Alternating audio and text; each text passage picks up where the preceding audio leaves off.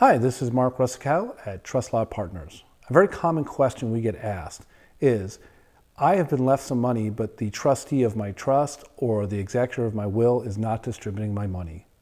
What's up with that? Well, those people have a duty, a fiduciary duty, which means a high duty to you as a beneficiary to pay that money out in a reasonable time. What is a reasonable time? Well, that's the problem.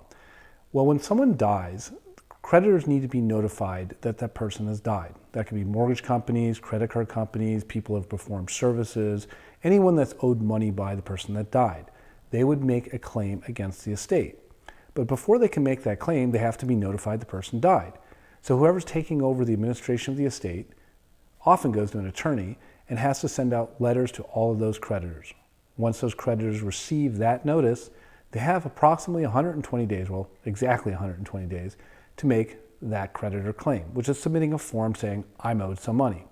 So basically, if it takes a few weeks after a person dies to actually get to an attorney and then send out all those notices, you still have to wait another 4 months before you can actually pay out from the estate, because it's possible there's large claims that need to be paid out. You also have to notify the taxing authorities and healthcare systems in case there's any liens from Medi-Cal, Medicare, or the tax authorities.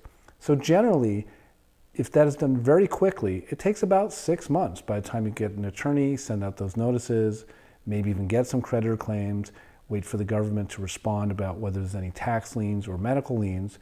When those things happen, that's the first time when discussions can be made about paying things out. Then paperwork needs to be filed sometimes with the court, or an accounting must be done of the trust to show all the assets that have been gathered, the expenses of the trust, whether it be burial expenses, mortgages, credit cards. And then when that final number is available to be distributed, that number would be reported in accounting for a trust, or if it's in a will or situation, it would be a final accounting with the court. So it is not unusual for a probate to take a year, year and a half, or even 2 years. So again, what is a reasonable time? It depends.